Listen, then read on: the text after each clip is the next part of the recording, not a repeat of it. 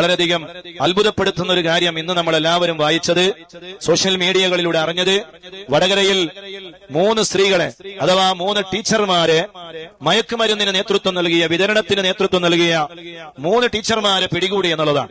നഊദു ബില്ലാഹ്. വലിയ അത്ഭുതത്തോടെയും വലിയ ആശ്ചര്യത്തോടെയുമാണ് ഈ വാർത്തയെ ഇന്ന് നമ്മൾ കേട്ടത്. ഒരു സ്കൂളിലെ 2ഓ 3ഓ അധ്യാപികമാര് അവര് വ്യാപകമായി മയക്കുമരുന്ന് വിതരണത്തിന് നേതൃത്വം നൽകി എന്നറിഞ്ഞാൽ എന്താണ് ഇതിന്റെ എത്ര വലിയ ഗൗരവതരമായ കാര്യം? എന്തായിരിക്കും ആ കുട്ടികളുടെ അവസ്ഥ? ആ ടീച്ചർമാരുടെ അക്കൗണ്ടിലേക്ക്, ഒരു സ്ത്രീയുടെ അക്കൗണ്ടിലേക്ക് കഴിഞ്ഞ മാസം വന്നത് 14 ലക്ഷം രൂപയാണത്രേ. വേറൊരു ടീച്ചറുടെ അക്കൗണ്ടിലേക്ക് വന്നത് 9 ലക്ഷം രൂപയാണ്.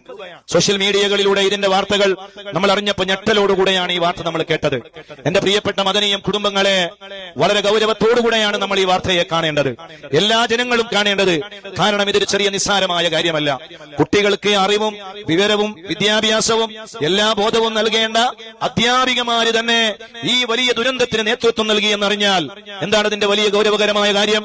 ആ അധ്യാപകന്മാരെ അത് വിതരണം ചെയ്തത് ഏത് കുട്ടികളിലേക്കായിരിക്കും? ആ അധ്യാപികമാരുടെ കീഴിൽ പഠിച്ച കുട്ടികളെ കുറിച്ചുള്ള അവസ്ഥ എന്തായിരിക്കും? വലിയ ഗൗരവത്തിലേക്കാണ് കാര്യങ്ങൾ നീങ്ങുന്നത്.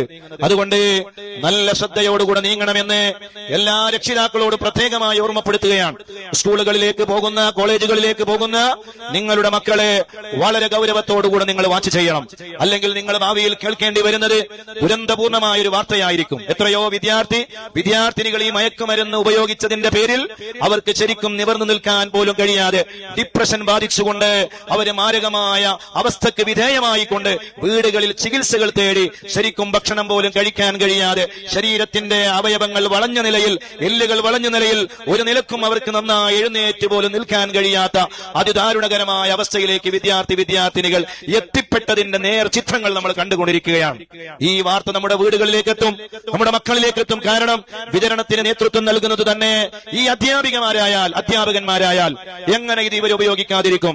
അതുകൊണ്ട് വളരെ ശ്രദ്ധിക്കണേ, വളരെ ഗൗരവത്തോടുകൂടെ ഈ വിഷയത്തെ കാണണമേ എന്ന് എല്ലാവരോടും വളരെ വിനയത്തോടുകൂടെ ഓർമ്മപ്പെടുത്തി അല്ലാഹു സുബ്ഹാനഹു വ തആല നമ്മുടെ മക്കളെ എല്ലാവരെയും ഈ വലിയ ദുരന്തത്തിൽ അല്ലാഹുവേ നീ കാത്തു രക്ഷിക്കണേ റഹ്മാനെ.